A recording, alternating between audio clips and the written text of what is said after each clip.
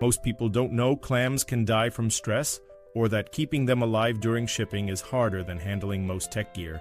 It takes precise agriculture, strict cold chains, and smart sensors just to get them to market without spoiling. The process is wild, and once you see how it really works, it'll change how you think about seafood. Most people don't realize how much coordination it takes to move a live clam from a muddy shoreline to a dinner plate thousands of miles away. It sounds simple: harvest, pack, ship. But the truth? It's a delicate, high-speed operation where every second matters, and the entire process leans heavily on agriculture, technology, and razor-sharp logistics. Start with the harvesting. That's where the story kicks off. In countries like China, the US, and Japan, clam harvesting isn't done on a whim. It's tightly controlled and built around centuries of trial and error, mixed with modern tech. China's coastal mudflats stretch for miles and are managed like farmland. Workers head out at low tide, pulling clams from the sediment by hand or using light machinery, not too heavy, not too rough. Meanwhile, in the US, larger-scale harvesters rely on hydraulic dredges to scoop up clams from sandy seafloors, using boat-mounted rigs to churn up the beds in a controlled way. Japan takes a different route, smaller scale, often manual, prioritizing quality and minimizing stress on the ecosystem. Their focus leans more on precision than volume. Right after they're harvested, things shift into high gear. The clams are sorted fast and by size, species, and condition. Damaged or too small ones are tossed aside. The rest? They're rinsed clean to knock off grit and sea debris. Think of it like a pre-wash. Nothing fancy, just necessary. Because if you skip that step, you risk muddying everything else down the line. No one wants to bite into a sandy clam, but they're still not ready. Next stop, depuration tanks. These tanks are the industry's way of cleaning out anything the clams might have sucked in from murky water, bacteria, pollutants, sand. The tanks use treated salt water, UV light, and oxygenation to simulate a healthy ocean environment. The clams filter the clean water through their systems, purging themselves in the process. Depending on the country, they might sit in those tanks for a full day or two. It's not just about cleaning the outside, it's an internal reset. From there, packaging becomes the star of the show, and it's more advanced than most folks expect. Instead of tossing clams into buckets or boxes, they're packed into mesh sacks that allow air to flow and moisture to stay in. Some shipments even go out in seawater-filled containers to keep the clams buoyant and calm. Why? Because they're alive, and live shellfish don't handle stress well. If they're packed too tight, get bounced around, or start drying out, they'll die. So every packaging method is built around keeping them calm, cool, and barely aware they've even left the ocean. Now we're into transport. And this part? It's all about timing. Clams leave coastal collection points in refrigerated trucks, sometimes heading straight to nearby airports.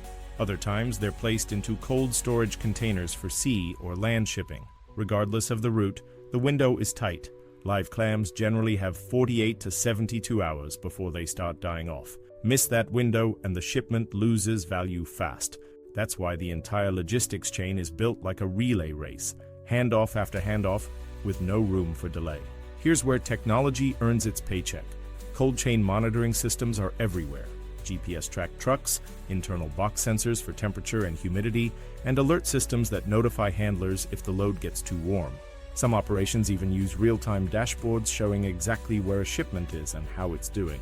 Route optimization tools, powered by algorithms, calculate the fastest, safest path from point A to point B, avoiding traffic jams, flight delays, or any environmental hiccups. Once the clams make it to their destination, whether that's a market in Paris, a sushi counter in Osaka, or a restaurant kitchen in Miami, they go through checks. Not just visual inspections either. Sellers tap the shells to see if the clams respond. A closed clam is alive.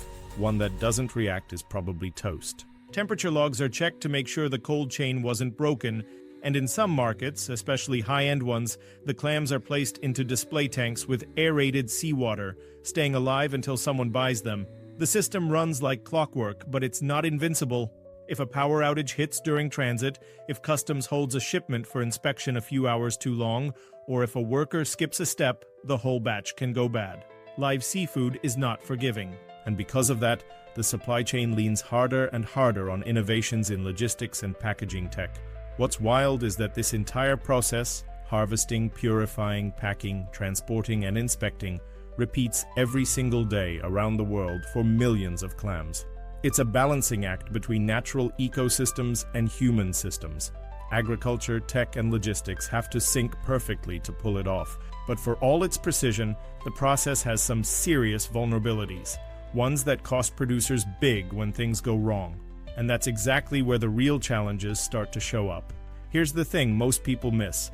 Live clam shipping isn't just difficult, it's brutally unforgiving. You're dealing with a product that dies if you look at it the wrong way. It's not like grain or frozen shrimp or even tomatoes. Clams are living organisms that breathe, filter, react to stress, and if the environment shifts even slightly, they shut down. That's the baseline. Now add regulations, border checks, logistics hiccups, and environmental scrutiny, and you've got a situation where everything has to go right or nothing works at all. Let's start with the most obvious issue: fragility.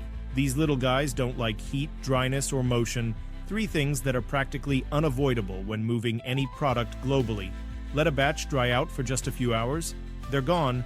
Let the internal temperature rise by a few degrees during a customs delay or a loading mix-up, same result. And don't even think about rough handling. Too much shaking or bouncing in transit, and they start to deteriorate fast. Think of clams like biological time bombs. If you don't coddle them, they self-destruct. It's no wonder why the margin for error in this game is razor thin. Now layer on the regulatory maze. Exporting seafood, especially live seafood, isn't just a matter of throwing it on a plane and filing some paperwork. You're jumping through hoops that shift from country to country. Health certifications must prove the product is safe, clean, and disease-free. Some regions demand detailed inspection reports from aquaculture farms, including water quality logs, bacteria counts, and depuration records. And that's just the health part. There are also invasive species concerns. Certain mollusks or tiny hitchhiking organisms that cling to shells can cause ecological damage if introduced to a new environment. Customs officers in countries like Australia, the US, and the EU take this seriously. If there's even a whisper of contamination, they'll block the entire shipment, sometimes permanently. Then there's the cold chain, the silent killer of the clam trade. A single broken link in the chain can take down a full load. Picture a refrigerated truck running late because of traffic or an airport freight area losing power for 20 minutes. You might not notice anything on the outside, the boxes are sealed, the clams look fine. But inside, the temperature spike can be enough to trigger a slow die-off that isn't obvious until it's too late. That's when buyers open up crates and find a mix of sluggish or already dead clams. And at that point, no refunds, no replacements, just losses. Real-world example, post-Brexit chaos in the UK. British clam exporters used to send live shellfish across the channel like clockwork. But after Brexit, new EU border protocols kicked in. Suddenly, trucks were being stopped at French customs for hours, sometimes overnight, for additional checks and paperwork reviews. What used to be a smooth 10-hour delivery from England to France turned into a 36-hour gamble. Thousands of pounds worth of clams spoiled on the docks while exporters scrambled to adjust. Some even left the market altogether. That's how fragile this system is. Political shifts, policy changes, or even a new customs form can wipe out an entire business model overnight. There's also the bigger picture problem: environmental impact. Air freight, which is often the fastest way to ship live clams, leaves a heavy carbon footprint. And with global pressure mounting to reduce emissions, seafood exporters are under the microscope. But sea freight, while more sustainable, is slower, which again isn't ideal for a product with a ticking biological clock. It's a lose-lose if you're not innovating. Add overharvesting to the mix, especially in ecosystems that are already on edge from climate change, and you've got a storm brewing. Some clam beds are being harvested faster than they can regenerate. That kind of pressure isn't just bad for the clams, it's bad for the entire supply chain. And it's not like there's an easy fix. Farming clams sustainably through aquaculture can help, but scaling it is expensive and labor-intensive. Not every producer has access to the kind of agriculture and tech needed to make that shift. You need clean water, stable salinity, the right feed, and none of that comes cheap. In developing regions, many small producers still depend on wild harvesting just to survive. Asking them to modernize without help is like asking a bicycle courier to launch a drone delivery service. It sounds great on paper, but the tools aren't there. All of this makes one thing very clear. The live clam industry isn't just about supply and demand. It's about keeping a very fragile product alive in an increasingly complicated, heavily regulated, and environmentally sensitive world. It's a balancing act, one where the smallest error can wipe out a lot of hard work. But here's the upside. Where there are problems, there's also innovation.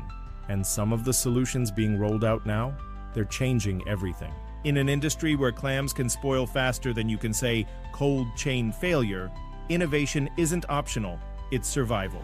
Over the past few years, the clam trade has quietly become a hotbed for smart agriculture and seafood tech.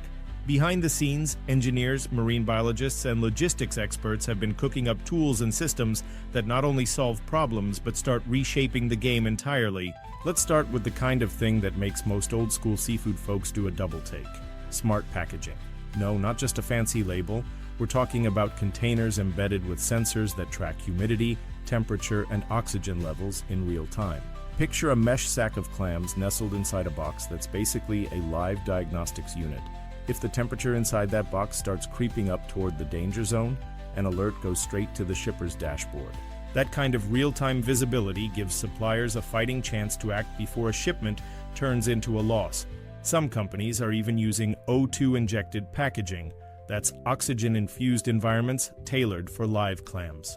These containers create the ideal atmosphere for respiration without water, keeping the clams alive longer during transport. In some models, the clams are placed in high-humidity chambers with breathable film technology, allowing them to stay moist without drowning. This isn't sci-fi. It's being used right now, especially for long-haul flights and tricky routes where cold chain interruptions are a real risk. Then there's the rise of blockchain in seafood traceability. And no, it's not just a buzzword from the crypto crowd. In clam shipping, blockchain has a surprisingly practical use. Every step of the clams trip, from the mudflats of Fujian or the clam beds off Cape Cod, all the way to a restaurant plate, can be logged on an immutable digital ledger. Harvest time, location, purification details, temperature logs, packaging data, custom stamps, it's all tracked. For buyers, that means full transparency. For regulators, it makes compliance easier. And for consumers, they can scan a code on the package and see the clam's entire backstory. That's accountability on a whole new level. Now zoom out a little. There's more happening upstream too. Sustainable aquaculture techniques are making serious waves. Instead of relying solely on wild harvests, which can be unpredictable and environmentally risky, producers are developing closed-loop systems that grow clams year-round. These aren't just tanks in a lab. Some are nearshore aquatic farms that mimic natural tidal rhythms with pump-controlled flows. Others are inland recirculating systems that treat and recycle water, minimizing waste. The idea is to raise healthy clams without wrecking coastal ecosystems. And the bonus? Predictable supply, which is a game changer for exporters managing international contracts. Of course, none of this matters if the logistics don't hold up. That's where route optimization technology is proving its worth. Traditional seafood transport relies on experience and best guesses. But now, software powered by real-time traffic data, weather forecasts, and temperature thresholds is guiding shipping decisions. These algorithms aren't just suggesting the fastest route, they're calculating the safest one. Say a snowstorm is expected in Chicago, or a known customs bottleneck is flaring up at Rotterdam. The system reroutes in advance, prioritizing routes that keep the clams alive and within regulation-friendly timelines. What's really interesting is how all of these tools are starting to connect. Imagine this. A harvest team logs a clam batch into a digital system. The blockchain entry triggers a smart label with live tracking. As the clams move from depuration to packaging, sensors record environmental conditions. The system analyzes the data and automatically recommends a shipping method based on destination, time window, and current global logistics conditions. And at the receiving end, the buyer gets a notification that the clams are arriving on time, with full traceability and safety logs included. It's like giving the clam trade a high-tech nervous system, and it's transforming how people think about perishable seafood. For years, live clam shipping was all about damage control. Now, it's shifting toward optimization, prediction, and efficiency. You're seeing agriculture meet logistics and technology taking the wheel. And we haven't even talked about what's coming next. AI-driven quality checks, autonomous delivery fleets, waterless storage chambers, all of it is already being tested in pilot programs across Asia, Europe, and North America. This isn't about replacing the human side of seafood, it's about extending its reach, protecting the product, and opening the door to new global markets that were previously too risky to serve. But for all the tech, traceability, and new methods in place, there's one more thing the industry still has to get right: the way it communicates that value to the world. Because millions of people eat clams without ever knowing the systems behind them, and that's where powerful storytelling and connection come into play. So now you know, behind every clam on your plate is a world of agriculture, tech, and high-stakes logistics most people never see. Surprised by how fragile they are? What part of the process stood out the most? Ever thought about what happens if one step fails? Drop your thoughts in the comments. We're curious what you think. And if you want to keep uncovering how global food systems really work, make sure to subscribe and turn on notifications. There's a lot more coming, and you won't want to miss it.